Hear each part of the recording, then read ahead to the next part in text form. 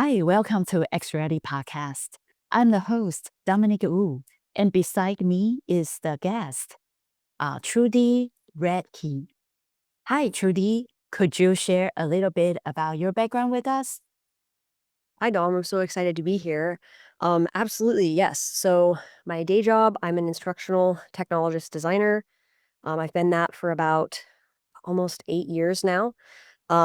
And I've also done a lot of work in open access advocacy. I used to work at Spark, which is a think tank in Washington, D.C., wrote many policy briefs for U.S. congressmen about open access, open education, the importance of making sure that sharing knowledge is a human right and not having journal articles and access to resources behind a paywall. Did a lot of lobbying about that for many years. Also promoted open education internationally. I've spoken at OE Global several times.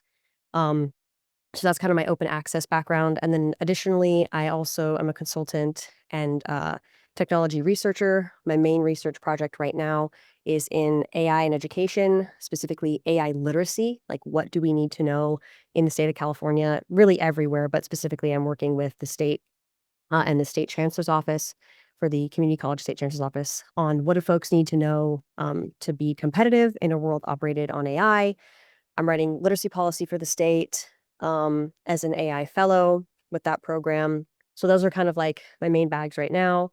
And yeah, just really have enjoyed being in the online learning space. I've learned a lot. It's been really incredible to watch it shift, especially since COVID.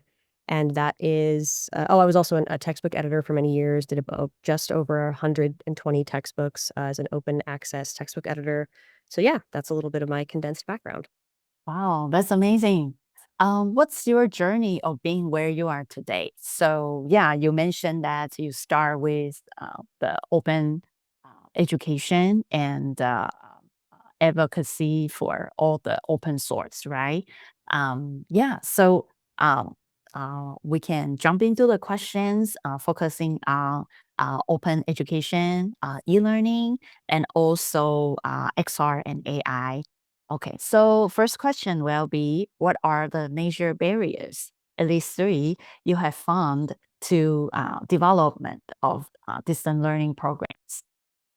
That's such a good question, Dom. I think that there's many barriers. I think that probably the three major barriers I have noticed is definitely number one, the digital divide. So equitable access to technology, as we know, even in 2025, it's not anywhere near even.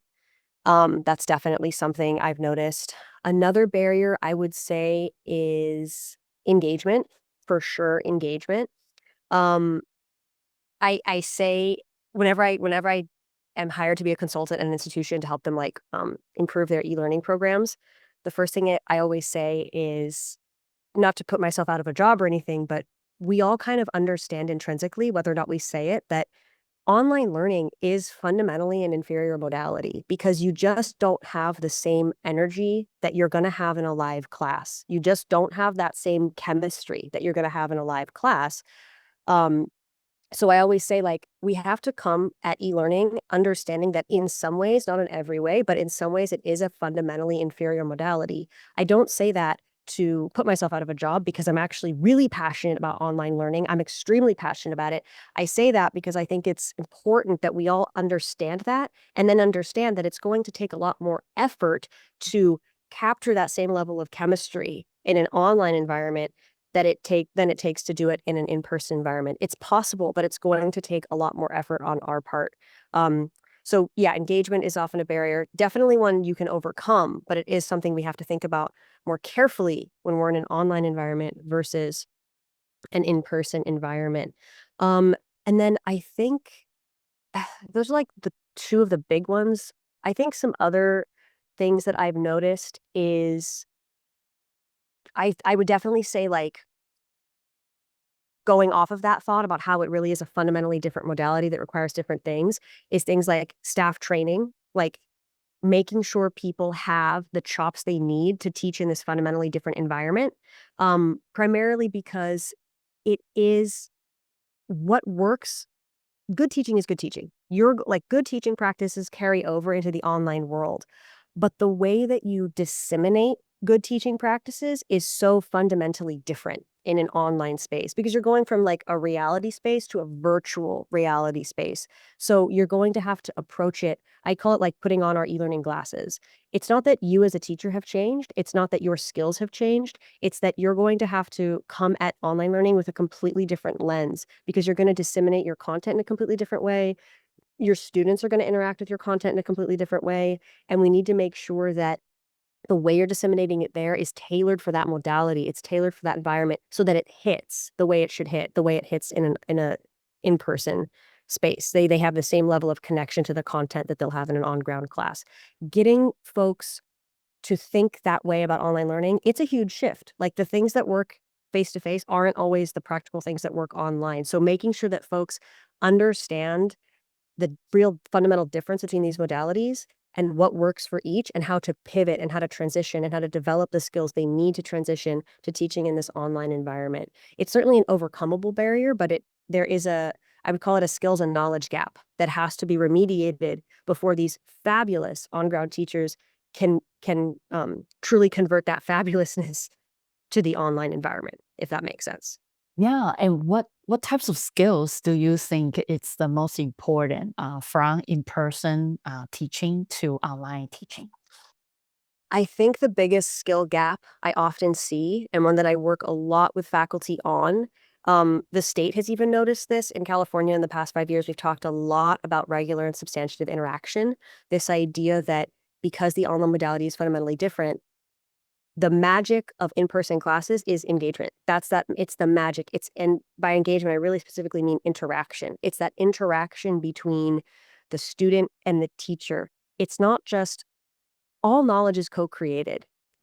Any excellent teacher understands this. You don't just go to a class and like deposit information in people's heads.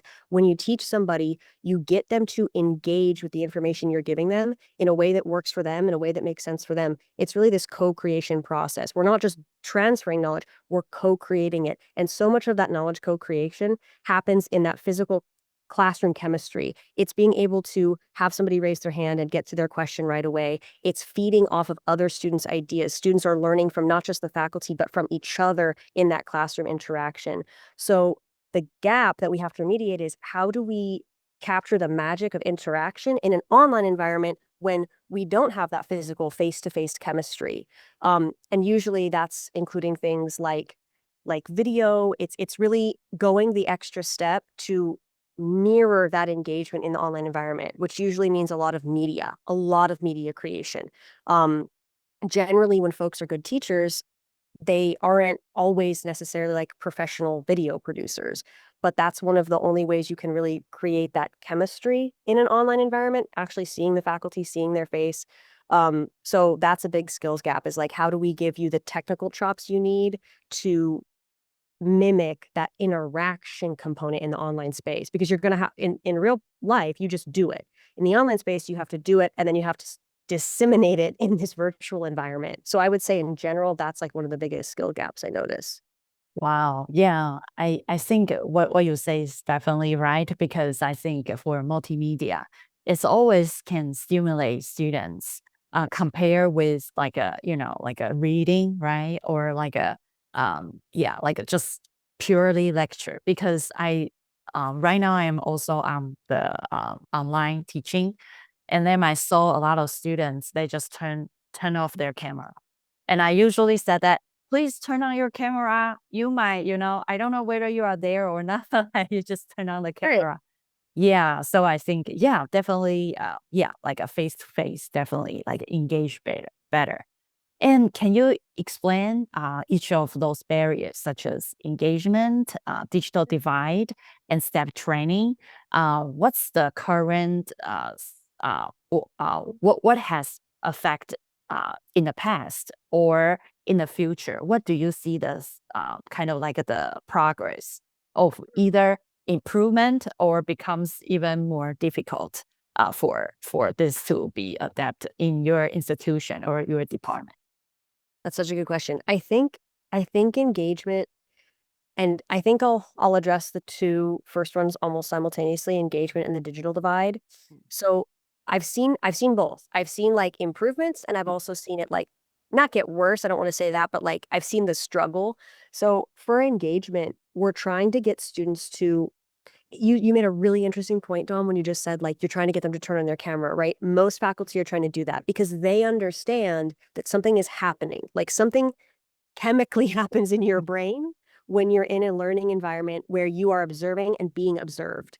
When students are able to turn off their cameras, it makes them more of like an omnipotent observer versus somebody that's like in the observation, like a part of the observation. Mm. And that's not an option in real life. Like in real life, you go to class. You can't help that you will observe and be observed.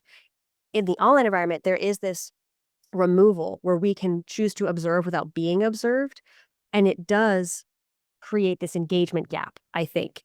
The problem also, though, is that it bumps up against, and I think about this all the time, it bumps up against equity issues, which is like the digital divide. So I'm of the opinion, like, I love when my students turn on their cameras, I want them to. I encourage them all the time, but I don't force them to because I see it as an equity issue. I don't know these students' living arrangements. I don't know what their life is like. It may be difficult for them to turn on a camera, and I don't wanna privilege a student who feels comfortable turning on their camera because they have their own room in their home or in their apartment or whatever it is that they live in. They have their own room that they can close a door. They can be in their own little learning space. I've had students that they shared a room with like many siblings, or their home didn't even have rooms. You know what I mean? It was just like kind of this like shared common space. So if they're being asked to turn on their camera, or if I'm making them, they're not just having an agreement of like observing and being observed, but now people are getting a window into their world, and it's like too much of a window. You know what I mean? Like they may not want to turn their camera because their family's all around, like they have a lot of things going on. So it's difficult to like balance those two things. Um so it's this is like one of the central tensions I see is this balance of like engagement but also equitable technology. Um I think I've seen a lot of improvement with faculty getting it better at things like video, with faculty getting better at figuring out ways to, like you said, dump through multimedia, kind of engage their students in a way that doesn't create any barriers or like digital divide issues. Um, One thing I would say is a major improvement for engagement is it sounds simple, but really faculty understanding the importance of video, like really having that click to them, because I think online learning was really text-based when it first started, but understanding like that's one of the best ways you can capture some of that in-person engagement is getting your face in like getting FaceTime with students, even if it's a recorded video. And then while also being mindful of the digital divide and understanding that our students have different barriers, it's student to student that's going to affect how they interact in the online environment, and giving those students options like, hey, I still want to see your face. We're going to have a discussion board. Please respond with a video. It's a video discussion, which gives our students options like they can control their environment, and then they can still FaceTime with the faculty through this recording. Um, so I've seen that really be the biggest gap to engagement, honestly, is this digital divide of when we move to a digital environment, there's all these extra things we have to think about, like internet connection, the environment the student is learning in this removed remote space. Um, One of my favorite, not favorite, like good, but just like interesting anecdotes from teaching during the pandemic was I worked at Imperial Valley College at the time, one of the best schools, community colleges in California, in my opinion. And at that school, we were a Title V school, and we were also a border school. So like 60% of all of our students literally crossed the border every day to go to school in a drive that took them upwards of like 2 hours right on that Calexico border. And during the pandemic, the parking lots would fill up even every day, even though the campus was completely closed. So our M&O staff were like, who are these people? So they started like asking, like, are you okay? Like, why are you on campus? It was literally our students that didn't have internet at home. So they were driving 2+ hours every day to campus to use the internet because they weren't going to be able to do their remote work at their home because they didn't have reliable internet access. So it's this tricky balance of like these students were so passionate about their education, they were willing to put in that work, and that was so inspiring, but also realizing like even as online education removes barriers for some students because it's easier for them to fit in their schedule and all that, which is fantastic, also keeping in mind like how do we engage students in an environment that fundamentally requires more access to technology than just showing up in person. Wow, wow, this is a very intriguing story. Students drive like 2 hours just to use the internet. Yeah, so I remember every time when I look the news, read the news, it's pretty much like, oh, pretty soon AI will take up the world. The world will be automation, but still, you see, like people doesn't have internet, right? Right. And Yes. yeah, the interesting thing is that I remember a few years ago, I went to AWE. It was in Santa Clara Convention Center. Um, I remember we were in the basement during that time at a booth, and we had a Wi-Fi, shared Wi-Fi in the conference. And then next to me, there's another booth from Ukraine. They were having war now, and the woman told me that actually the Wi-Fi in Ukraine is faster than here. I got so I believe that. embarrassed. I feel so embarrassed. Yeah. Wow. Yeah, in America, and it's in XR demo place where everybody use the headset, the most advanced, considered to be the most advanced event annually. And the Wi-Fi is slower than Ukraine. Yeah. No, it's that's hilarious. Like it's not it's like difficult, but it's also like that is such a good example of all of these like technical considerations we now have to think about when we're in this online space in any capacity. Because yeah, absolutely. I mean, we've got yeah, American monopolies providing pretty poor quality internet access for high prices, whereas in places like I know for a fact South Korea has like incredible Wi-Fi and the individuals there pay like what equivalent is here is like 15-20 bucks a month for like the best Wi-Fi speeds. Meanwhile, the US, right? So technologically advanced or whatever, we're paying like upwards of $70 for like, yeah, everyone seems to have better Wi-Fi than us. So yeah, it's like all of a sudden things like online learning become like geopolitical considerations. Yeah. Like it's wild. It really is wild. Yeah, yeah. Have you or will you overcome each of those barriers, or have you been able to overcome them, such as engagement, digital divide, and staff training? How do you and your organization work together to overcome the barriers? That's such a good question. I think honestly, I'm gonna start with so in terms of like engagement and once again I'll answer the digital divide one kind of simultaneously. In getting our students to engage, the first thing we have to do, it's like because there's so many steps to engagement, right? It's like first it's just access. Like in order to engage, our students need access. That's Mm, the first thing we have to address. And then once they're there, it's like, okay, well, what are we doing pedagogically, media wise, to make sure they're connecting with the content? But it really starts with that access piece, which is what a lot of my open access research in the past was even focused on. And it sounds pedestrian or like pretty basic, but mm, I have seen library lending programs change students' lives. Like, I actually would say when people are like, "What's the biggest difference you've noticed in the digital divide with mm, students?" It's literally the colleges I've worked with during the pandemic and now seeing the need for it, continuing that practice of starting these lending programs of things like Wi-Fi hotspots, computers, all these types of things that would make access possible. So, like, at the institution I work at now, and I've seen this at hundreds of institutions, but Moore Park College has this incredible library lending program where students can check out laptops, Wi-Fi hotspots, and it's like pre-pandemic numbers and post-pandemic numbers are insane. Like it's more than quadrupled the output because the pandemic taught them like, oh my gosh, so many of our students, even in 2025, are like, they are under technologically prepared in the sense that they don't have what we would now, I think, consider as more basic things like a reliable internet connection or even like a laptop that works or a secondary device.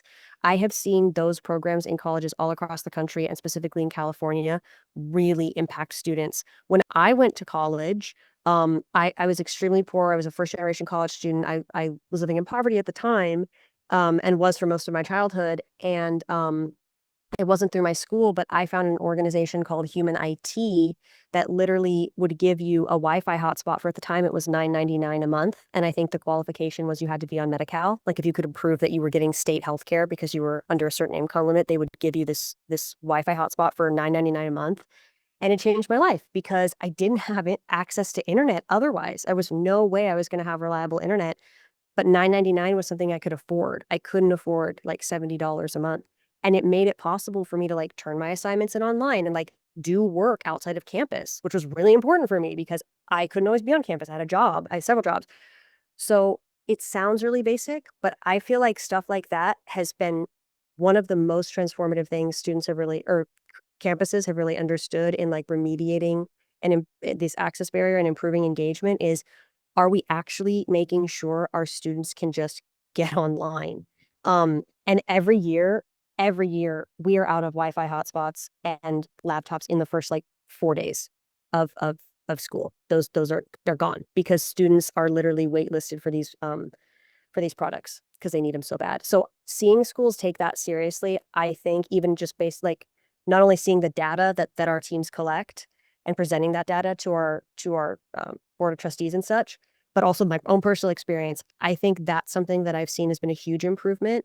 And I hope schools continue to invest in that because it's dramatically impacting folks' ability to actually do online school. And usually the folks that need the most remediation for access are the folks that are going to take the most online classes. That's the irony because the folks that are taking more online classes, disproportionately, it's because they work with their schedule, which means those students are parents, those students are working, those students can't afford to just have a more quote unquote traditional approach to education. So it's like the folks that need the most technological access usually have it the least. So just by remediating that, we're allowing folks to pursue an education that previously could not. And then that's improving engagement because like once they're in the class, they're ready. They want to go.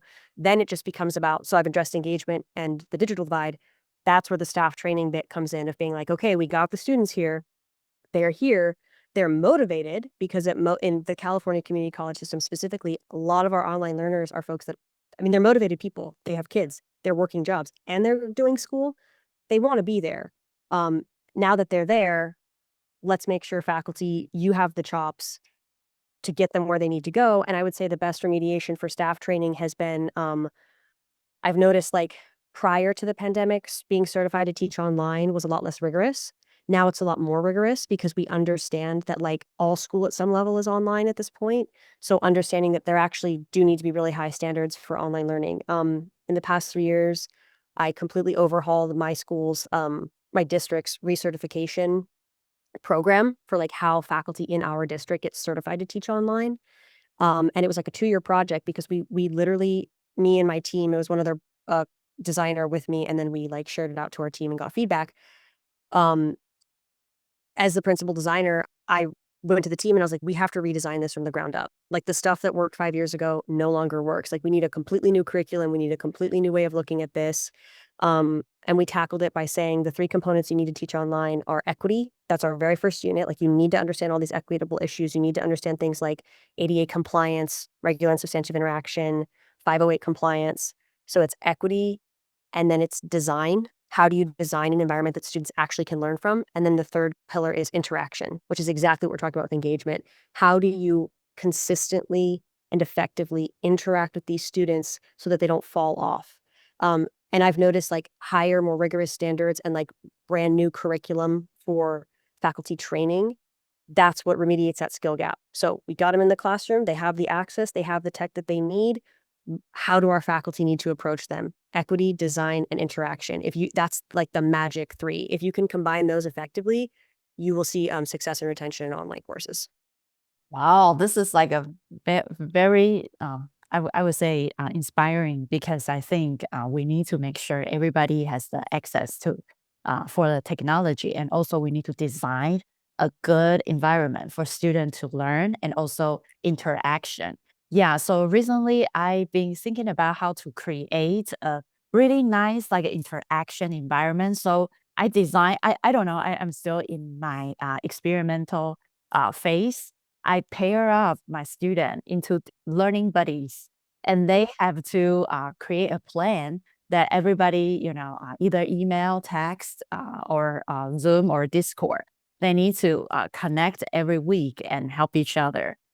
Because I'm teaching vibe coding and also like coding for designers and artists. So I think a lot of people think this is great because in online learning, you are so isolated.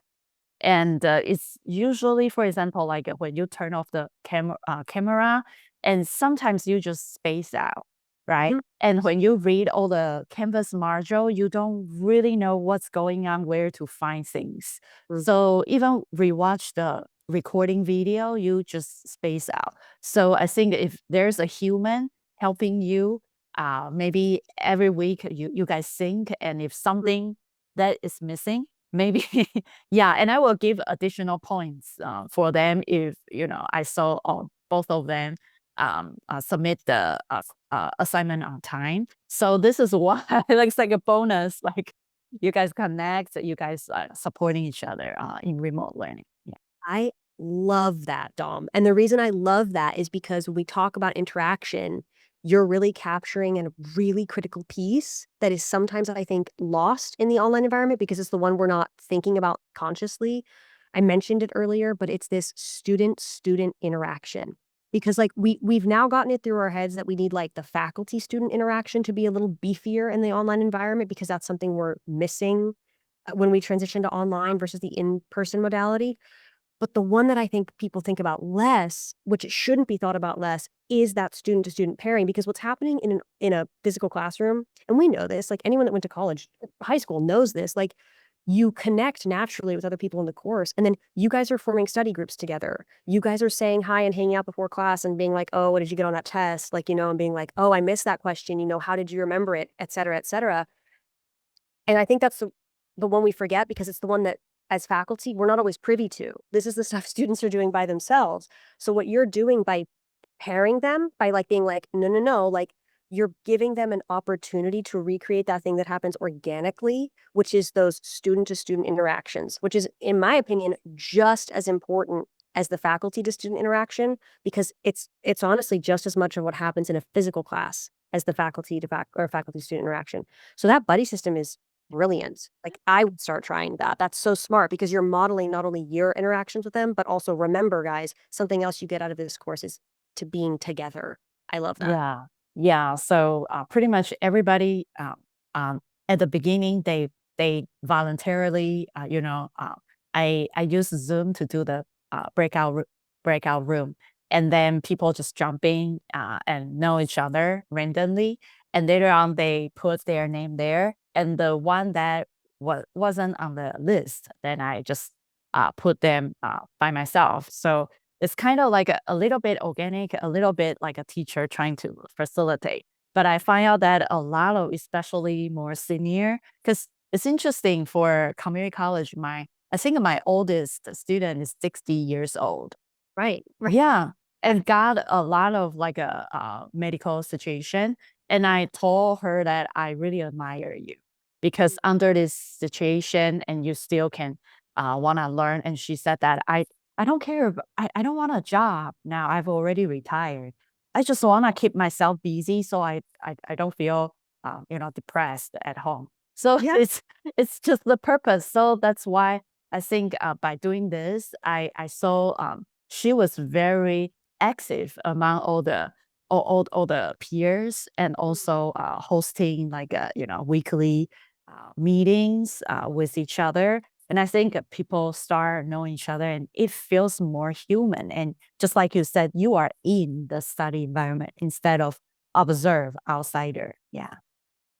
100%. And I mean, that's another reason I love specifically most of my work, not all, but a lot of my work has been done with community colleges, and I'm so passionate about them because it's such a rich text. Like you said, like having a student that's in their 60s, there is such a rich learning environment from a community college because the people there are really there to learn most of the time, and you get such a wide range of perspectives and people from different walks of life. So it's like it's so important. It's important in any university, at any college to facilitate interaction. But by doing that in the online environment, you're really enriching the student's experience. Because for sure, somebody in their 20s is going to get a lot out of having a classmate that's in their 60s. They're going to get a lot out of that. I love that. Yeah. Yeah. And another question will be, what challenges have you faced as a distant uh, learning manager in the area of adding distant program, Mm. dealing with all the institutional change and also financials? How do you address those challenges? such a good question, John, because this is like the practical stuff, right? Like this is like we know the pedagogy, we know the philosophy, like we know all the things we need to be doing, and then there's all this like admin paperwork. How do you functionally get these programs to run effectively? Um, I would say the biggest challenge right off the top of my head, and it's one I think we're going to be dealing with for a while, is there really was a massive like COVID, and I don't like to say post COVID because I don't really even know that we're post COVID, but Mhm. in this post-COVID environment, right? Like school really fundamentally changed. And the thing is we were on a direction because we were on this direction already. Like learning technology and the online environment has become so embedded in our life in every aspect of our life. Like socializing, right? We've got social media is a huge embedded aspect of our life. It's in our work life. So much of the work we do, most companies, even if you're not in tech, you're doing your work on a computer, you're having meetings on your computer, all of these things. Education is no different. Technology has become increasingly embedded in just the way we do every sector of our life for the past 20 years.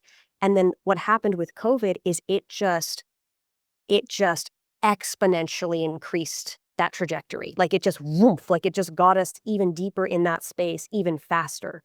So I think the biggest challenge I've noticed is that there used to be a time, not in the near past, but when we can remember where like there really was more of a divide, I think, especially in like administration thinking of like there's online learning and there's in-person learning. And online learning is like this little sector that happens on the side and like in-person learning is the main thing, right? That's not how it is anymore. It wasn't really like that for a long time, but especially not post-COVID. It's completely changed.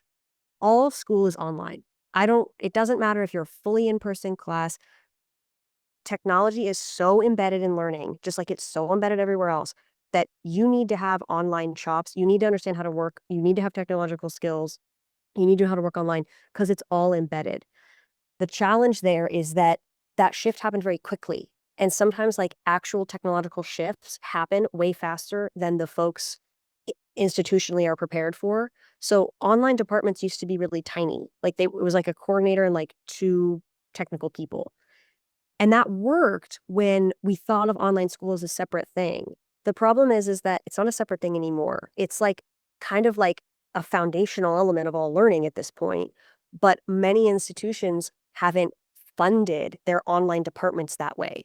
Like a good example is at my current institution, over 50% of all the sections we offer are online sections. Over 50%. And I think it's somewhere near 60. And even the classes that are really fully on ground, they're doing everything in our learning management system, Canvas. They're just submitting assignments, they're doing all of that. There's a few professors that aren't, but most of them are because it's easier. Their grades are in there, etc. So what we've got is we have now this total shift where all learning is online learning, really, at some level. But instead of like reorganizing the institutional structure to reflect that, the the distance education or online education departments essentially stayed the same. So like at my institution, the entire online education department is myself and another colleague. We're both instructional technologist designers, and then a DE coordinator who is a full-time faculty member that's like at point 0.2 release time, which is basically nothing.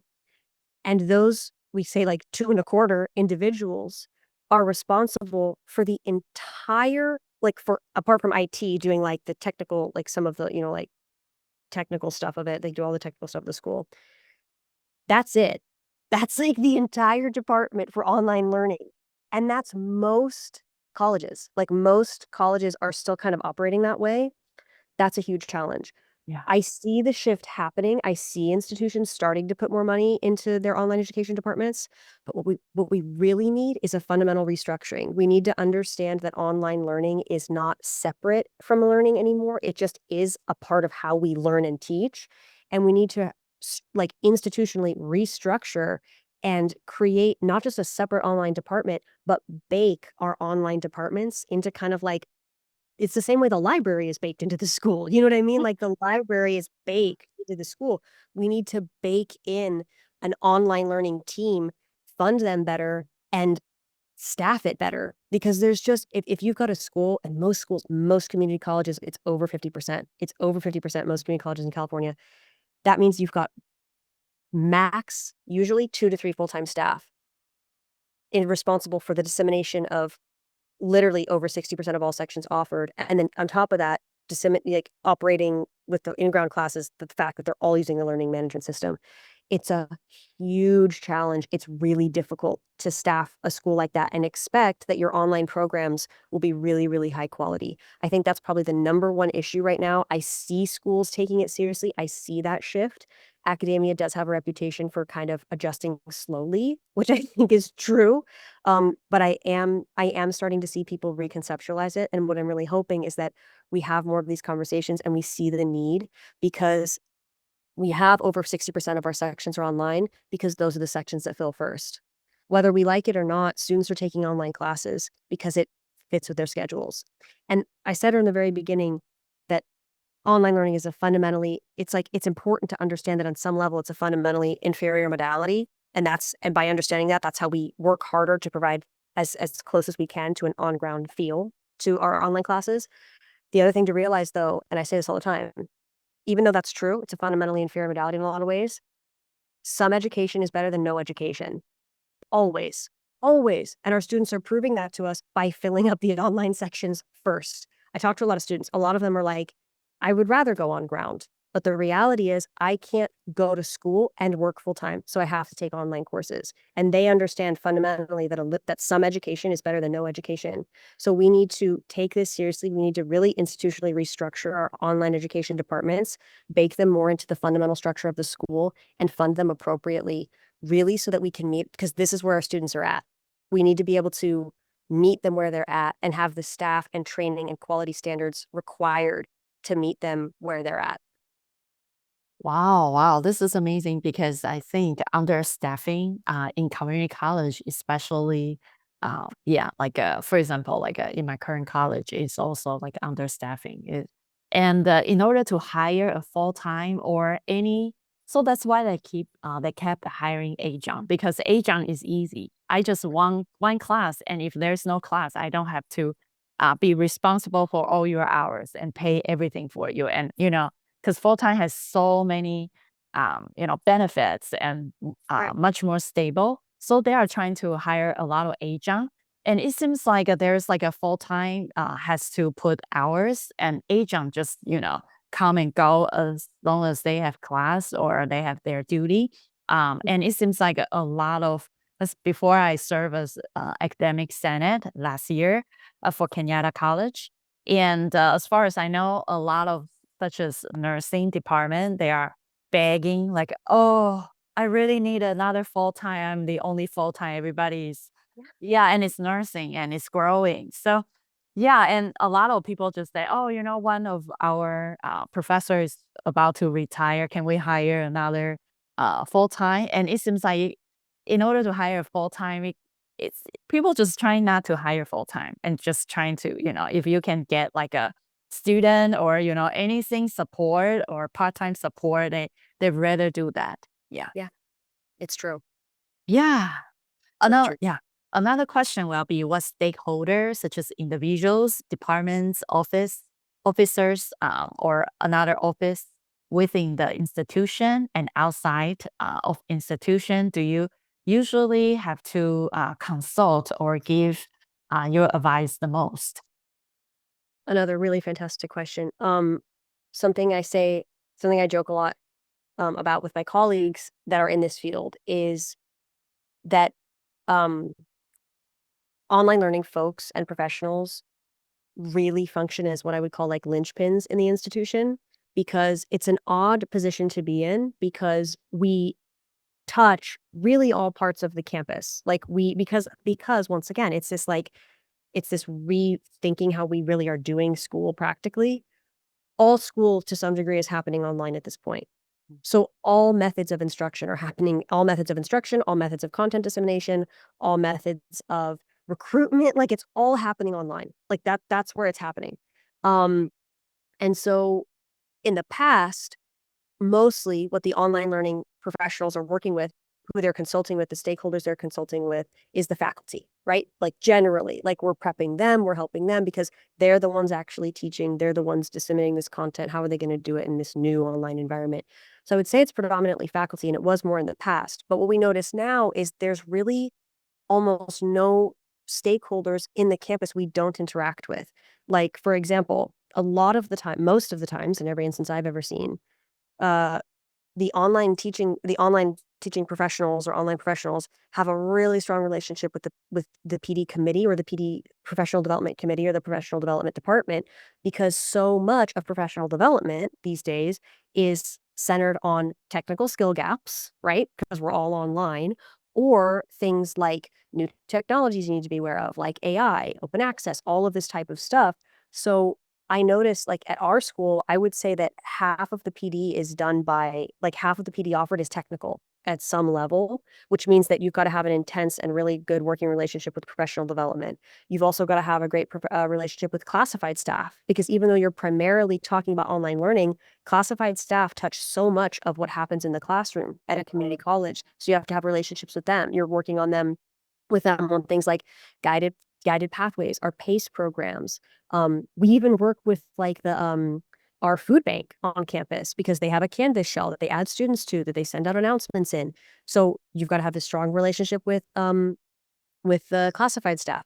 Our foundation, our administration, we're constantly answering their questions. We're constantly going to program planning meetings, because they're like, okay, well, what technology do we need to invest in? What technology do our students need to know about? What do we need to fund? What tools do we need to fund for online learning? We're going to those conversations. We're going to Dean's Council. There's almost no, there's almost no stakeholders in a college institution that online learning professionals don't interact with, because it's become so much of how you do school at this point in 2025. So I think that when I think of what stakeholders and you consult with the most, it's probably still faculty. But I think the most interesting thing is I feel like the online learning folks are one of the people in the school that answer to everyone. It's a really unique relationship you have in the school, because you literally answer to everybody. Everybody's going to hit you up. There's not a single person that has not had a request from me at some point, because it's just baked into how you do everything at school now. Even like, typically the online learning technical folks, that department has never been a student facing department. There's never, that's, I would say, the stakeholders we interact with the least. That's not true anymore. I work really, really closely with the gentleman in our school, Shandor, a lot of respect for him, who runs things like our online lending program for those hotspots and those computers. I work really closely with him to answer student technical questions when things break in the course. We have a really strong relationship, because even though I'm coming at it from the pedagogy side, things break all the time online on the student side. And so we have to interface, and I have to help him, and I have to talk with him. I spend a lot of time talking to students, technical issues they're having, directing them to the people that can help them, designing content for them. I created we have an online student orientation that like familiarizes them with like, hey, here's how you're going to do your schoolwork in Canvas. Here's what that means. Here's what that looks like. We have an AI module in it. How do you interface? How do you turn your work in? Where do you go if you have questions? Once again, this may be the first time a student's ever doing an online class in college. There's no stakeholder the online people don't interface with anymore. It's still probably faculty, but I think that's like the unique answer to that question, is that it's everybody. And that's a unique position. There's other positions in schools that are like that, but the online department has increasingly become a linchpin in college campuses, because they touch everything. Wow, wow. This is amazing. It's like you pretty much interact with everybody and you are understaffing. So I think the school needs to really, really focus and invest the online learning department. I agree, Dom. Please write an email. Yeah, yeah. Right email to chancellor. Yes, exactly. Exactly. Yeah, and another question will be your expertise also. Why open education? What's the key benefits and also obstacles for open education? Um, that's such a good question. I think as somebody that I see myself in a lot of our students, because I have disproportionate amount of barriers to academic success because of my background, first generation college student, poverty, like a lot of these types of things. Um, I'm really passionate about open education, because I actually have tell this story when I speak on open education. Um, And it's that when I was in school, I went to buy my textbooks. My first semester, I was really excited. I enrolled myself in community college. Nobody helped me. I was working at the time, and I was so excited because I really loved learning. Like that was like a very safe space for me. Books had always been like companions for me. Learning, I was passionate about it. I go to the college bookstore. I had all the lists. They ring me up for the books, and it was $700. And yeah, I know, and I was gagged, like, I was shocked. I was like, "There's no way. There's no way." I thought I misheard, and the poor woman helping me is just like she's honestly like my peer. She's just like one of my classmates that basically works at this bookstore, and she could tell how, like, distraught I was, and she felt horrible, but that's what the books cost, and I had to make a tough decision because you can't tell because I'm wearing contacts right now, but I'm essentially blind and have really bad vision, and my glasses were broken, so I needed new glasses, and those glasses were gonna set me back like $500. So right there on my first semester of school, I was so excited to be there. Right then and there, I had to make a decision in that campus bookstore. Do I buy glasses or do I buy these books? And I bought the glasses. I mean, it was a no-brainer, which meant I had to walk away from all my textbooks. I was excited to learn. I was invested. I had the enthusiasm. I had the drive. And boom, right off, the classes haven't even started. And I'm already feeling like school isn't for me. I'm already feeling these barriers stack up. And that really affected me. And throughout the semester, because I couldn't afford any of the books, I like just really relied on online resources. Like I would just supplement my learning. Like if I was doing something in class, I didn't understand it, I would just go Google the concept. And something I found, I didn't know it at the time, but I actually was finding open access resources online, things like journal articles that weren't behind a paywall or like OER type stuff, open educational resources. And what I was doing is I didn't have reliable internet, so I was downloading them on my phone and then reading them later. But I was able to do that because they weren't behind a paywall. The people, the professors that were putting it up on their websites or whatever, it was free. And I didn't even know at the time, but I was literally using open educational resources and I was supplementing my learning with those. So then when I graduate, when I start my career, I find out, oh my God, I get into open access and open education. I realize like, oh my God, I was using those and I didn't even know. Like my first semester of Oh, college, I had no idea. And I became really passionate about it because um, I think the main benefit to open education is like, and really the mission statement of community colleges is that like learning is for everyone, period. yes.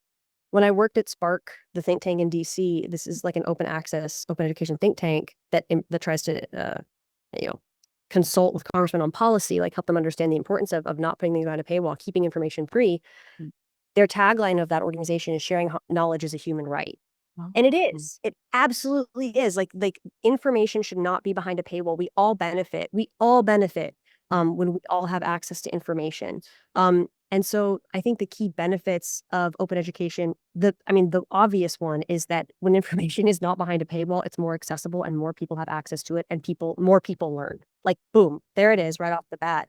mm, But there's one that's subtextual. And I think that subtextual thing is when we don't put content and educational materials behind a paywall. We're not just giving it to people, which is the most important thing, but we're also communicating a value.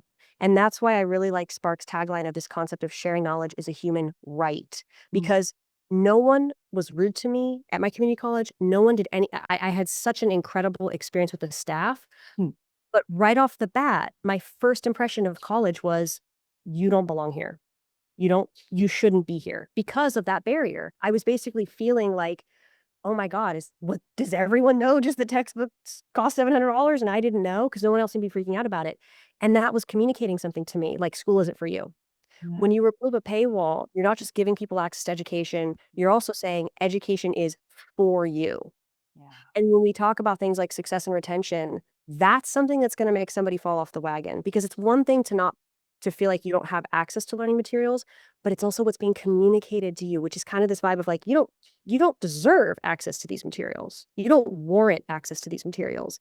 So I think the value communication is just as important as the literal communication and the literal access to the resources because when a student goes and they're ready to learn and they're equipped to learn and they don't face any barriers to the content itself, to the learning itself, what's being communicated there is your willingness to learn is what it takes to learn. And that's how it should be. that's what we should emphasize. Your willingness to learn allows you to enter into learning. So that's why I'm really passionate about it. It's a great way to communicate not just literal access, but also values. Um, I think the key obstacles to open education is that, we live in a capitalist society. So Oh, yes, yes. people are trying to make money, and I get it. Like, I understand, like, researchers are underpaid as is, right? Mm. But that's also the thing, is that researchers aren't often really paid for their work when it enters a journal. Many of these, like Elsevier, I worked on a lot of projects at Spark that included things like Elsevier and these, like, basically these big journal monopolies. It's not like they're really compensating the researchers either. They're really just putting knowledge behind a paywall to profit. The company is using that to profit. Mm. And I think that is a big obstacle, and I don't think it's something we should be quiet about. So, like really thinking, like, what do we communicate when we put stuff behind a paywall? Who benefits from it being behind a paywall?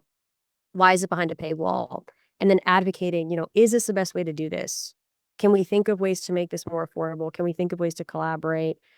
Or can we think of ways to just exit that system and do things like open education, open access, make like I really appreciate the Llama platform, right? For Meta. Like, we're gonna learn more about AI if people have access to these models and can use them in like an Yeah. open access sense. That's what made the internet so amazing. Open access is what made the internet so amazing, because instead of just two tech people having access to programs, platforms, coding, whatever it is, when the entire world that has internet access has access, you're gonna get so much more creativity, you're gonna get so much more technological advancements when you've got 50,000 people working on a technical question than when you've got 2. Yeah. Yeah, and just like you said that, the capital issue, right? I remember when I was academic senate Mhm, last year, we also mentioned about like copyright issue. For example, like, are we going to put all the books without author's consent and we mm, put online? And also, my personal experience is that one of the professor reached out to me and asked my PDF. mm. I wrote a book. Yeah, he wants to share with students, and I said that, is there any way you just share partial, not the entire book? Because I Sure. don't want like the entire PDF being upload online and everybody can download it. It's not really open education. It's just like, hey, I mean, I love to contribute, but it's like it's very weird that what if somebody put in, some free downloading software and Yeah. people just keep downloading. Yeah, so there are a lot of very interesting things. For example, like I when I was in academic senate, I as our open education lead, um, is there, for example, like if the author agree, like, oh, okay, I can contribute, but will students download freely the entire PDF or they just can view limited on the platform? I mean, if that is the case, maybe author thinks that, oh, it's fine, it's for education, it's for helping the education is good. But if every student can download a PDF, it's very hard to control. And once one person gets it, it might spray. And what's the point of buying Kindle and the free one? So I don't know. I just think that maybe the open education platform can a little bit protect the author part.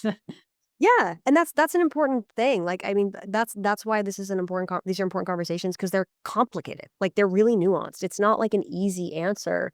And that's why I'm so passionate also about like the work of Creative Commons, which is several New Zealand lawyers got together and basically were like, what if people want to share things because they want it to be cheaper, they want it to be like more accessible, but they want their intellectual copyright. Like, they Yeah. want credit. Like half and half, a little bit, not like a give you all and everybody download PDF and print the copy Right. on their own. Yeah. Right. It's like there's gotta be a balance, and that's, like, the whole, like, mentality behind Creative Commons licensing is, like, how do we make sure that authors retain the intellectual copyright, like, the intellectual credit of their work, basically, and are able to do what they want with it, but also make it more accessible for folks and, like, remove as many barriers as possible. And the Creative Commons licensing structure is so fabulous because you can have like an extremely open license where it's like download and do whatever you want, or you can have a license that's like you can use this but not for commercial purposes, and you have to give me. Yeah. So it's like these are nuanced conversations, and that's what I like about open access and open education. It's not just one or the other. It doesn't just have to be everything's behind a paywall, no one has access to it, or it's a free for all and no one has any intellectual right to their work, right? Yeah. It's like there can be. That's what I like about the open access movement is it asks us to engage in creative reimaginings. It Mm, asks us to talk about all the options that are in the middle of free for all and paywall. mm, And paywall has no imagination. Paywall is paywall only. You know what I mean? It's just like boom, this information is locked, like in a very ivory tower type way, you can't access it. Open access says, what if there's other options? Like, mm, what if there's creative ways to approach this instead of just free for all paywall? And that's why I like the movement because I find a lot of different people in it. It's not just like there are the free for all people, but there's also people that are like, no, it is important that these are my ideas. And that is important. That's why we have things like copyright. That's why we have things like patents. How do I retain intellectual ownership over these ideas, over all of this? How do I even make money? Because that's not like we live in a capitalist society. We have to generate income. How do I do that? And then also honor the fact that sharing knowledge is a human right. And that's why I like the movement because there's a lot of room for gray and there's a lot of nuanced thinkers in that movement. That's why I appreciate it a lot. Wow, wow. So yeah, there is something in between that you don't have to, for example, give the PDF and everybody. I think once I give out the PDF files, I lose all the controls because I don't know where that PDF will go. And it Right. might be online, Google Doc, and everybody download, and whoever gets the PDF can print. So yeah, so I think if there's a couple of ways for authors to help. Some author might pick this, some author might pick that. I remember a long time ago, interviewed one author. He just sent the entire PDF for me. And he said that I don't need money. I just want this book to spread. And I was like, wow, this is amazing. Because he Yeah. spent years to write the book. It's like a charity, Yes. encourage more people to do charity. So I think this is amazing. Yeah. And that's Uh, what I love. I love options for people. Like he wanted to do that. Good for him. Some people don't, but open education gives you options. That's what I mm, like. wow. So how can AI enhance open education and e-learning? I think that's such a big question. I think there's so many ways. I'll start with like a very specific quick example and then I'll do my like big picture spiel. The first specific example I think is one of the ways I dramatically see artificial intelligence improving things like open education and online learning and just really learning in general is in research. I'm a researcher. It's a big part of my consulting and day work. And I use a couple of tools right now. They're called Cite and Undermine. I use them almost daily. Um, I am obsessed with them. Undermine is an AI agent. Cite is a RAG. And the reason I'm so passionate about them is because they take weeks out of the research process without watering down the research at all. You can do great research still. You can just do it 50 times faster. And I think this is like the alluring promise of AI. And I think this is like a rare moment in which it's really delivering on that promise because the way that Undermine works is you put in a prompt that Undermine helps you refine. It's not just one prompt. It's an iterative process with lots of questions. And you can ask like, I need a meta synthesis of all the works written on AI literacy in the past 15 years. And then it's an iterative where the bot asks you like, okay, do you want just the English ones or do you want just the domestic ones or do you want them international? Do you want them to be papers that focus on literacy or can they just mention it? And you craft this really high quality, high level prompt for this iterative process. And then what that tool does is it literally is connected to all of the major journal peer reviewed databases. And it can basically put together a meta synthesis of all that literature for you in 15 minutes. You've still got to check it. You've still got to do your own research. It hasn't changed doing your own research. It's changed how quickly you can do that research. Those types of deployments for AI, that's life changing. That's a life-changing way to do research. The implications there for folks doing cancer research, for folks doing literacy research, for folks doing any type of research that's going to have like really palpable, practical benefits, that's life-changing. This is, I think, what we want AI to do. Like, this is our hope of the types of things that AI can do. And it is doing that. Like, these tools are incredible. Undermine was developed by two astrophysicists, physics teachers at MIT, researchers for like over 15 years of research experience each. These are folks that know what they're doing. They're not just like tech, they're not just like tech buffs. Site was developed by AI researcher and two cancer researchers. So there's a lot of value in those types of tools to really improve things like open education, open access, right? And online learning and the process of not just learning itself, but also research, et cetera. The big picture, my big picture spiel is that AI is going to be a part of work and it's going to be a part of school. And there's really no way to avoid that. What folks need is they need literacy to understand the way that AI can enhance education, learning, corporate work, all that type of stuff. So it's like, this is a fabulous question. And there's an even more fundamental question underneath it.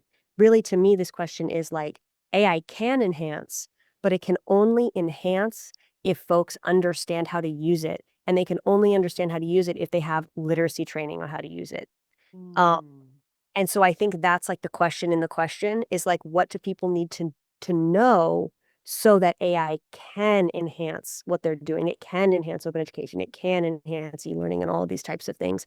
And to me, that all boils down to literacy. Those four pillars being basically just like, one, technical. How do these tools work? Everyone, regardless of background, needs a basic understanding of that. And that's possible. It's very possible to learn that in a short amount of time. The second one is practical. Once I have this basic knowledge of how these tools work, how do I deploy them? How do I pick the right tool for the job? ChatGPT is often not the right tool for the job. People need to know that there's options. The third pillar is evaluative. How do I evaluate what this tool gives me and how do I know it's good? That comes a lot from knowing how it works, picking the right tool for the job. You don't want to ask ChatGPT about a research question. You want to ask Undermine, which was developed by two astrophysicists. And then the fourth pillar is ethics. What are the ethical considerations when I use AI, when I use these types of tools? How, what is the things like, what is algorithm bias? What is the environmental cost of using AI? I want to be able to make informed choices and consent to those choices. I need to know the ethical considerations of using these tools. So to me, that's the question in the question. Baseline, yes, AI can enhance all of these things, but we need to know how to use it to make sure it enhances and doesn't detract. Yeah, I cannot wait to learn more about the AI literacy because I know in AI fellow program, one of the big pillar is AI literacy, like a course or like a structure infrastructure production. Yeah, because in my current community college, there's a couple of professor, you can feel that there are two types of like powers. One is more like a no AI, right? The other one is like a for AI. And so yeah, this is also like for example, like a um professors similar teaching coding with me, right? Like a same types of like we are teaching the same software. But one is no AI, one is AI. And no AI professor questioning what's the ethical? According to his understanding, there's no ethical AI chatbot existing right now. Right. Yeah. So yeah, and start saying that, for example, students are lazy, although they're critical thinking. Yeah, and I mean, um, I know AI has pros and cons, but if we focus on, because when I trying to use email to communicate with him, but I find out all our focus are very different. I focus on the future, right? Because student with AI skills is very likely to be adaptable, and Yes. it's very likely that companies like those students. Yes. Yeah, and if you are like a anti AI, and I talked to my friend Robin. She is like a CEO in game company for Mhm. over 20 years. She said that a lot of interns come to her company the first thing is that whatever the person learned in school is already outdated, and she has to retrain. And yeah, so that's why I was like, yeah, that's uh, trying to train those, interns for the industry. Yeah, and so for a student to catch up the industry. However, there will be another, like a, I would say power of no AI, and their grounded point is more AI is unethical. They use like creators' data to train. There's no ethical AI exists, so I refuse to use any of them. And the other one is that AI make people lazy. So yeah, so that's why. Yeah. I really understand people's concern with this. Like, and like, this is like a big thing for me. Like, I'm really hyper focused on the ethical aspect of it, but I couldn't agree more. Like we have to talk in reality, and like the reality is there is no ethical AI. And I have the president of my school, Julius. I love him. He's just a fantastic leader and also a great thought leader. And something he said at our convocation recently was, AI won't take your job, but someone with AI skills might. And I thought that was a great way to articulate like kind of people's fears, but also be like, this is the reality of the situation, is that our students are coming to us for an education for many reasons. But one of the primary reasons, especially in our specific context of community colleges, disproportionately, those students are coming to us to improve their economic standing. That's why I went to college. And if we don't prepare them to be as successful as possible in their fields that they're going into, we've done them a disservice. If we don't set them up as well as we can for employment, we've done them a disservice, because that's a huge reason why our students are coming to us. And AI skills will be a part of employment. And that's why I talk so much about literacy, because it's like we owe it to our students to not stick our heads in the sand about this. I tell people this all the time. I'm like, I talk with people. I have positive. I try to be future oriented. I try to be positive about AI, but I talk to people a lot who are very anti and very negative about AI, and I really understand them. I really understand them. And the thing I'll say when I go to speak is I say, to be honest, if we're being really frank, I don't care if you hate AI. Like, that is your prerogative. There's a lot of reasons to hate AI. I get it. I even get it, like, personally. But if you're going to hate AI, you have to be the most educated person in the room about it. Because when people come to you with reasons of why we should or shouldn't do things, you need to be able to be like, I've done the research. Here's why I don't like it. But I'm also going to prepare my students for a world in which it exists, because that's the reality. That's how I try to get people's minds to shift about this. It's like, AI is going to enhance, it's going to detract. There's pros and cons. It's best to approach this with knowledge. I mean, knowledge is power. It's Yeah. Don't stick your head in the sand, tackle it head on. You don't have to like it, but you have to engage with it, if not for you, for your students. Wow, wow, this is so well said, because I think, yeah, I cannot wait to learn from, the AI literacy like course that you guys prepared. I was like, yeah, can someone give me more? Because I find out that our department is becoming like a two types of like powers. Like one is like a very pro AI, the other Yes. one is no AI. And my Yes. student once very loves AI and now go to another class and no AI. And I was like, wow, this is so powerful. Yeah, yeah. Students are a little bit confused, but I think it's very interesting. It's probably in the school, very safe environment. I usually said that in school, students are the main character that everybody trying to provide the resource. And Yes. in work is more like a you will be the labor to help the boss to produce the service or product. So Right. efficient is more important than I don't care what you learn, or I don't care whether you use critical thinking or not. I need this done today.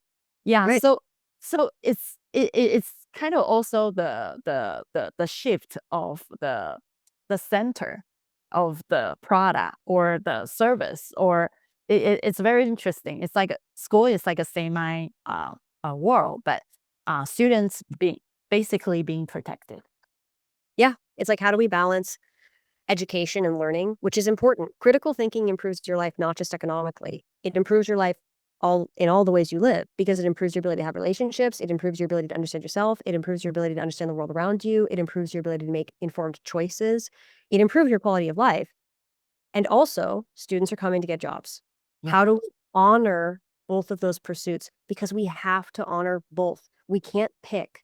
When a if I'm a doctor and somebody comes to me with a broken leg and a rash, I can't just pick the one I think I like more. You know what I mean? I can't be like, well, I prefer to talk about broken bones, so I'm going to talk about that bone, but I'm not going to address the rash. I have to treat the whole patient. I have to teach the whole student. I have to teach to all their considerations and hopes. So we have to do both. That's just the task set before us, and we have to do our best to prepare ourselves to do it. That's all there is to it. Oh, yeah. The other question will be, do you think integrating XR immersive learning into like open education or e-learning is a good idea? Why or why not? I think it's a great idea. I think the reason is because, I mean, I'd love to see more XR immersive stuff be open access, like the technology itself, but also just in education in general. Like, I think anything that's going to enhance that engagement piece is critical. Like, whenever I'm teaching online, my very first question is, how do I increase engagement? Because no matter how good my content is, it's like that question of access. It doesn't matter how good all my stuff is. My students can't access it, it's dead in the water. Once they can access it, will they engage with it? It's like triage, basically. Anything that's going to get my students to engage better with my content, to mimic that in-person environment, to mimic that real chemical connection that happens between faculty and students, between students and students, I'm gonna be biased towards it. And I think that virtual reality and this type of stuff is it's just another fantastic way to try to increase engagement in courses. So I think it's a really good idea. I also think it gets to these questions that I think sometimes make people uncomfortable, but are really important to have dialogue about, of things like, where does if our students are socializing primarily on social media, does that make it like does that like are our social media interactions inferior to our in-person social interactions? Maybe, but maybe not. Like, we've got students that their online communities are very strong. Their online communities are very important to them. Um, there's an honoring of that I think comes in, of like, if we're trying to increase engagement and we're trying to get students to engage in these new ways, things like virtual reality, XR, if that's going to promote engagement, that's important, and that's something we need to focus on, and that's also something our students understand. I mean, just because something is virtual doesn't mean it's not a rich world for our students. It's also a world that they understand. You know what I mean? A lot of their social interactions take place on the internet. So creating another virtual environment for them to engage with each other, there's gonna be an intuition that they bring to that. They're gonna take it seriously because they take their social stuff outside of school on the internet seriously. So I think it's really a huge pro. I think we should be doing it. Um, I don't think faculty always understand it or have the chops to do it, which is another skills gap we're gonna have to remediate. I could see a future when it becomes more accessible, just like video. Video used to be really hard to get online, now it's a bit easier. I could see more faculty jumping on this when it becomes more accessible, and I'd like to see more research on it. I'd like to see more people demo it. I'm really interested in your work with it, Dom, because I mean, listen, okay, so it's so fascinating. Like, I think it's anything that drives engagement is a win to me.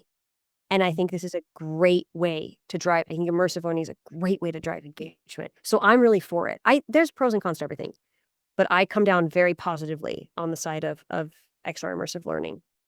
Yeah, yeah. Just like you said that the social media thing, right? Like back in 2022, metaverse, right?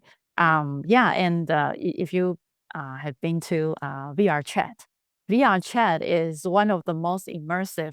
It's very interesting. It's like pretty much everybody is there and kids running around. I remember one time I jumped in to VR chat, one of the game room, and then they gave me a couple of like characters to pick. I picked the little chicken, like that tiny chicken. And then one time I was in the desert. I was running around, enjoying myself as a chicken. And then I saw a giant dinosaur grab me on the hand and lift me up. I was so horrible.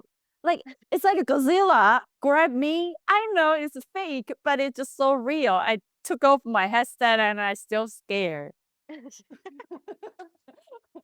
You can tell it's like it's very interesting. It's like in VR chat, you never know what you will encounter. Yeah, Yeah. so it's like every time there's interesting perspective, and also in one of the example in my book, theater, their company, they are doing live performance in VR chat. So you can get in, and there will be an avatar, and Mm. behind the avatar is a real person and acting in the scene. So you are walking, it's like a first person, a 3D game, but immersive, and real person is leading you. And Right. yeah, so it's so immersive because I said that, hey, onboarding is theater, my friend. She was like, oh, not this button, this button. I was like, how can you be more immersive, like a more engaging way of like a real person in the 3D avatar in the more like a metaverse setting and leading you into a very imaginary world. It's like a chocolate factory because it's all 3D prompt and they have like physics and they will teleport you to the top. Yeah, so it's amazing. Yeah. I mean, and that's the thing is like humans, we experience things through our senses, right? Like when you were grabbed by that Godzilla-esque creature, you had a physical reaction because your senses are telling you that that's happening. You know what I mean? Even though you know it's not, Yeah. that's that's powerful. Like, and so when people try to downplay, it's like, oh, this is happening virtually, so it's not as impactful. It's like, well, my body's reacting. Like, you know what I'm saying? Like, it's like if my body can't always tell the difference, that's a meaningful something's happening there. You know what I mean? Like I'm interacting. I'm having this experience. I'm engaging. So, yeah, I completely agree. Like that's a really great example of how like it really is immersive. Like you're going to it's going to impact you. You're some chemical reaction is happening. And that's what we're trying to do. We're trying to have students like connect to a way where that motivation becomes intrinsic to where we always talk about making learning feel real, like real world application. I mean, what's more real than that? Literally simulating an environment that you couldn't otherwise simulate in a virtual reality. I'm very for it. I know the cons and I understand why people have concerns. I have concerns. I have concerns about AI. But I also think that if we can get our students to engage and we can mirror those chemical reactions that drive intrinsic motivation, that drive like that, that body response, like, oh my God, I'm interested or I'm interacting with my environment, like that's that's useful in learning. Yeah. Yeah. What do you envision for open education and e-learning in next 5 years? That's such a good question. I mean, what I think about the most, I think about a lot of things, but what I think about the most is that we're not gonna walk it back. Hmm. That's something that we have a lot of conversations with faculty is like, I really think in 2020, I would say mostly 22, 23. I think they've let it go a little bit now, but there really was this idea that we would go back, that like COVID was a blip, right? Post COVID, whatever. It was a blip and we'll go back. And I think now people have really accepted, whether or not they want to, that we're not like, you can't put it's Pandora's box, right? You can't put it back in the box. You can't put the cat back in the bag. So how are we going to deal with this new reality? And so I see the state of things like open education and distance learning and online learning. Um, we're online now more than ever before. It makes things like digital resources, which is what open education is all about, even more critical. It makes things like open resources even more critical because, we're less and less in physical environments. We need more and more open digital resources from which to learn and engage with, et cetera, et cetera. And I think we're going to see just a slow, maybe not even slow, steady increase in the folks choosing online learning over other modalities of learning. Not always, not in every institution, but whether you like it or not, whether it becomes 80% of all their sections offered at a school or hovers around like 40, which I think is like what it more is for like universities and research institutions, it's not going away. So we have to exist in this reality. We have to fund our departments that run it so that we can ensure high quality standards for online learning, for open educational materials, all those types of things. We need to accept the new reality and we need to make the most of it. We need to say, like, how can we improve engagement? How can we understand that this is the directions our students are going? We may want them to have in person classes, we may prefer them to have in person classes, but that's not what they're signing up for. We need to embrace the new reality and then we need to figure out how do we do what has always been the most important things for schools to do, the most important thing for schools to do? How do we teach well? Yeah. And how do we do that in the modality students are signing up for, which is online learning? That's Mm. the main question we have to answer. I think it's a lot of acceptance, a lot of like restructuring and like understanding of the resources needed to offer high quality learning experiences, and kind of having an open mind and like being flexible, like understanding this is the path we're on. We're staying on this path. We're staying on this trajectory. What do we need to fund? What do we need to restructure? What do we need to rework?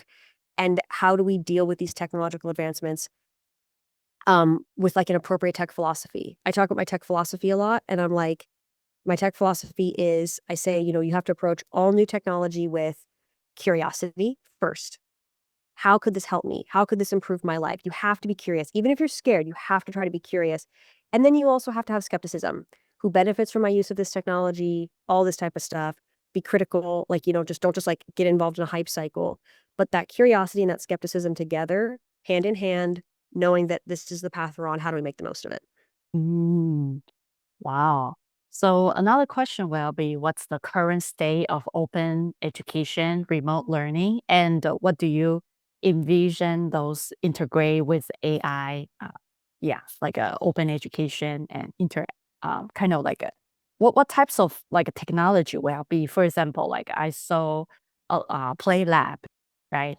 It's Yes. more like the professors put the questions and train the chatbot, and student can learn and practice with the chatbot.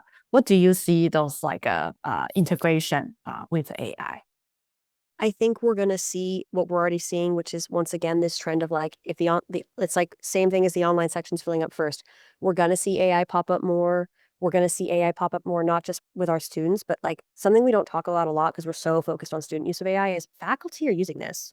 I know faculty using it to grade. I know faculty using it to create their learning resources, all types of stuff. So like we're gonna have to realize that AI is going to be increasingly baked into the learning process, the learning environment. That's not going to go away. It's not going to backtrack.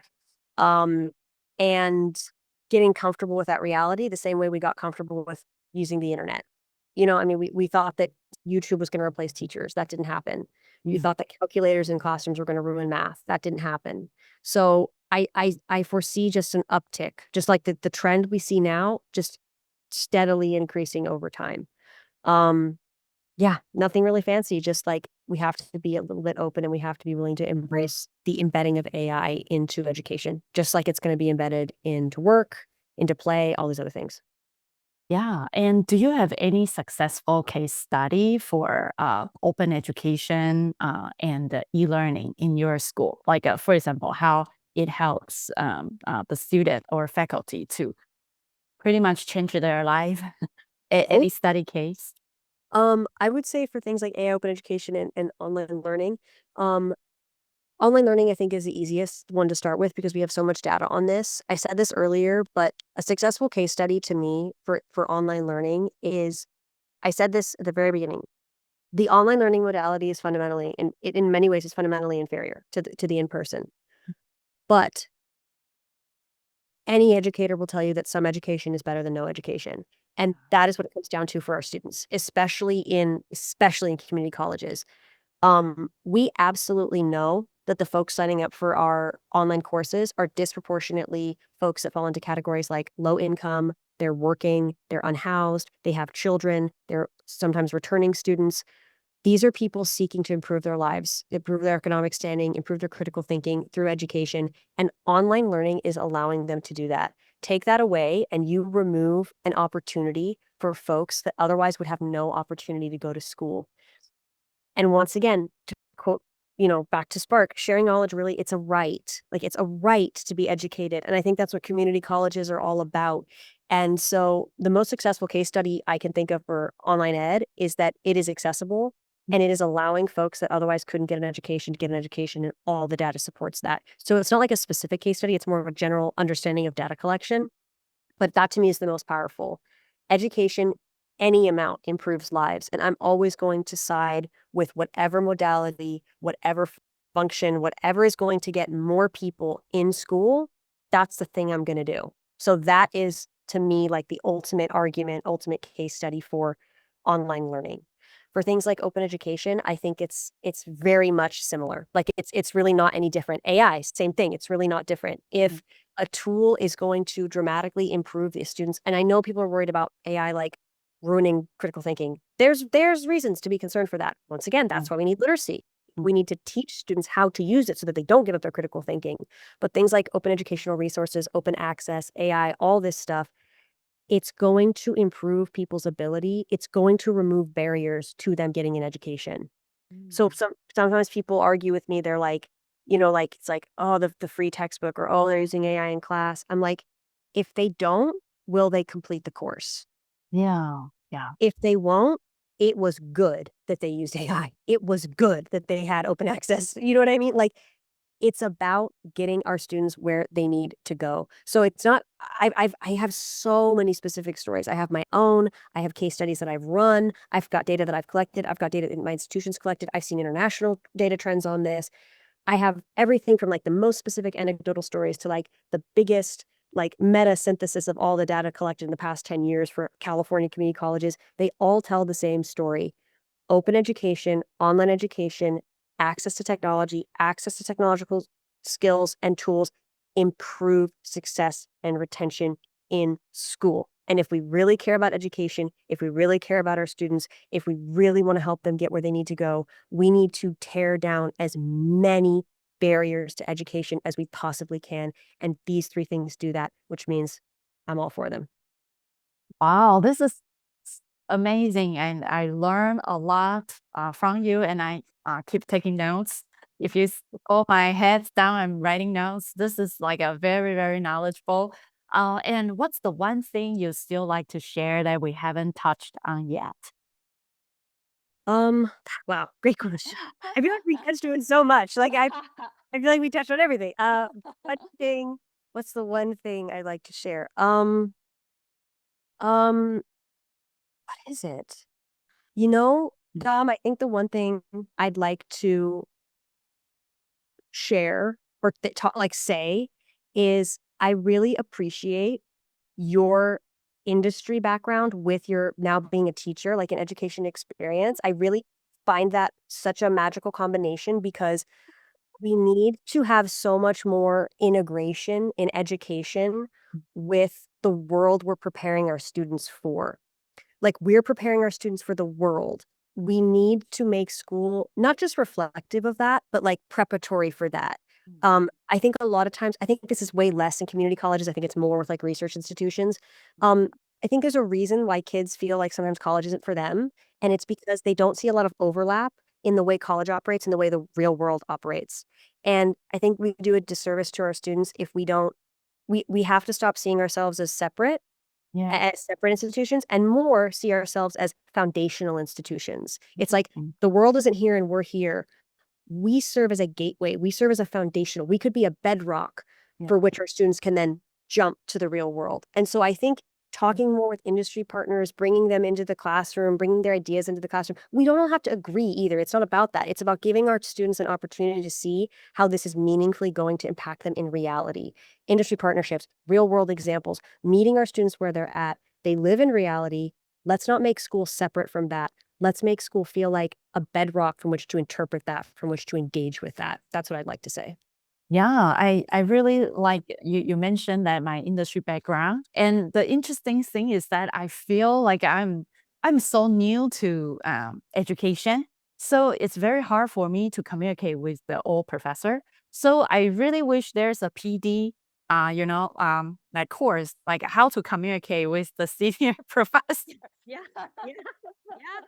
Absolutely. Yeah. Again. Yeah, yeah, and the interesting thing is that, I understand that, it's very interesting, and it's also refresh for me to be here because I find out that in industry, it's more like treating us as more like a labor. Every time it's like a performance, right? If your Yes. performance is not good, give you a warning, and then next time a pink slip, or directly lock you out, and you have no idea what's going on. And later on, you look at the news, oh, I got fired. And Yeah. it shouldn't and it shouldn't be like that. Like, we can learn from each other. Like, when we separate industry and school, we do both of them a disservice because there's a lot of things I like about the way that industry is efficient and all this stuff, but there's no room for growth. Sometimes I feel like there's less room for growth and mistakes in the industry. And Yeah. growth and mistakes, when you make mistakes, that's how you learn. Learning is when you make a mistake. It's not Yeah. perfectly. And then schools need the things for industry like reality, efficiency, all these types of things. Like, we need to we both have things to teach each other, and we need to come together and have a more collegial attitude towards each other. I totally agree, Dom. Yeah, yeah, and I find out that myself is still learning how you guys I mean, how the, Yeah, no, yeah. teachers, operate. Like, Yeah. for example, like, when I look at the AI, I was very excited, and I wanna share with my student, and later on, I just realized, wow, there's a lot of backfire about no AI policy, and I started realize that, wow, there's another way of thinking that is very different from 'cause in industry, it's like a no-brainer. Everybody has the same view. AI is the goal. How can we do either AI first or, how can we integrate our product or how can we improve ourselves to be more AI leader, the AI literacy is 100% no-brainer. Everybody agrees when I talk to industry people. However, when I come to school, it's like a wow. I feel like sometimes I feel a little bit lonely. It's like, Yeah. oh, but It's opposite. It's like, yeah, yeah, totally the opposite. right. And it's like, I get it because it's like, I want more positivity and interest in school, and I want schools to give industry a little more skepticism, a little more pause. Like, okay, we're doing this. This is great, but like, have we thought about the ethics? Have we thought about how this is going to impact people? Like, it's a balance. We need each other, and we don't talk to each other, and we need to. Yeah, one time, few days ago, I talked to one of my panelists. She was like, "Oh, right now, all the industry says that they only hire seniors, they don't hire juniors." But her question is that if we don't train junior after How 10 years, 20 years, there's no seniors. Yes, yes, exactly, exactly, Dom. Yeah. So in industry, we still want to, train student and also help the junior. I think it's more right now, the news we see is pretty much trying to provoke, like trying to make you emotional. So that's how you click those titles. Yes. And yeah, so they are trying to make like the title looks like a very scary, so people will click and watch. But I think a lot of industry, including my friends, they are willing to support a student. For example, they have a lot of hackathons and trying to teach students, trying to collaborate with schools. So yeah, I think should be working really well. And yeah, let's work together and trying to push the AI literacy. So I think the professors and everybody can start working and then towards the helping the student get the job while living their life happily. So yeah, that's our goal. Amazing. Well, Dom, I've literally been so interested in our conversation. I didn't realize that my computer's about to die. Oh, okay. Yeah, sure. Let me do the final closing. Yeah. Sure. Yeah, that's it for this episode. Thank you for listening. We release episodes weekly. If you enjoy this conversation, check out other episodes on Spotify, Apple Podcasts, or YouTube. Support us by giving us a follow and a 5-star rating, or subscribe to our channel and give this video a like. Thank you and see you next time.